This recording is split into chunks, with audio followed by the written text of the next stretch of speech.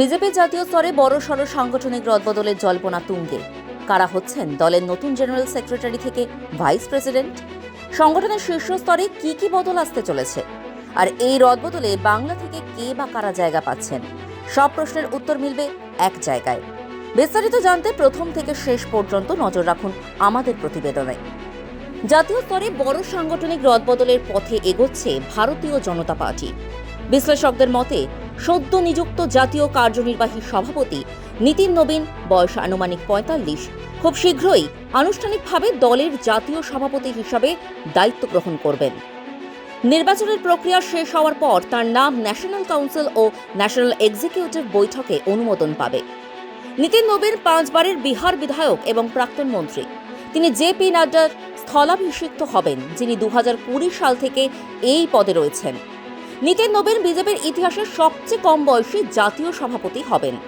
দলের শীর্ষ নেতৃত্বের দাবি, নীতিন নবীনের দায়িত্ব নেওয়ার পর একটি বৃহৎ সাংগঠনিক পুনর্গঠন শুরু হবে। এটি হবে ইনক্লুসিভ, অর্থাৎ নতুন টিম গঠনে বিজেপি ও আরএসএস এর মধ্যে সমন্বয় ও প্রতিনিধিত্বকে গুরুত্ব দেওয়া হবে। এক অভ্যন্তরীণ সূত্রের মতে নতুন জাতীয় সভাপতির দল সংগঠন ও কেন্দ্রীয় সরকারের মধ্যে সমন্বয় বৃদ্ধি করবে। সূত্রের দাবি, এই রদবদলের প্রভাব কেন্দ্রীয় মন্ত্রিসভা থেকে শুরু করে বিভিন্ন রাজ্যের মন্ত্রিসভায়ও পড়তে পারে। ২০২৪ সালের জুনে সরকারের গঠন হওয়ার পর এখনো কোনো বড় রদবদল হয়নি। অনেক বিশ্লেষক মনে করছেন এবারে কেন্দ্রীয় কমিটিতে দ্বিতীয় সারির তরুণ নেতৃত্বকে সুযোগ দেওয়া হতে পারে।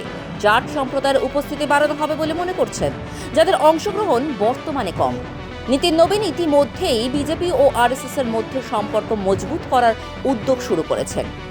কেন্দ্র ও রাজ্য সরকারের মধ্যে কার্যকর সমন্বয় ও নিয়মিত পর্যালোচনা নিশ্চিত করাও তার দায়িত্বের মধ্যে থাকবে। দীর্ঘদিন ধরে সংঘ পরিবারের সঙ্গে যুক্ত অথচ এখনো পর্যন্ত কেন্দ্রীয় পর্যায়ে পর্যাপ্ত সুযোগ পাননি এমন নেতারাও এবারে কমিটিতে জায়গা পেতে পারেন বলে মনে করা হচ্ছে। বিশেষভাবে সেই রাজ্যের নেতাদের অগ্রাধিকার দেওয়া হবে যেগুলো শীঘ্রই নির্বাচনের মুখোমুখি, যেমন পশ্চিমবঙ্গ, আসাম, কেরল ও উত্তরপ্রদেশ। বিহারের নেতাদেরও এই প্রক্রিয়ায় গুরুত্বপূর্ণ ভূমিকা থাকার সম্ভাবনা রয়েছে। দলটির নাম বিজেপি হওয়ায় এই মুহূর্তে নিশ্চিত করে কোনো নাম বলা যাচ্ছে না। জাতীয় রাজনীতির কেন্দ্রবিন্দুতে কারা থাকবেন কিংবা বাংলা থেকে কারা প্রতিনিধিত্ব করবেন, সময়ের হিসাব অনুযায়ী বেশিরভাগ গুরুত্বপূর্ণ ঘোষণা হতে পারে ফেব্রুয়ারির শুরুতে বাজেট অধিবেশনের আগে। এছাড়া রাজ্য নির্বাচনের ঘোষণা আসার আগেও কিছু গুরুত্বপূর্ণ সিদ্ধান্ত প্রকাশিত হতে পারে বলে মনে করা হচ্ছে।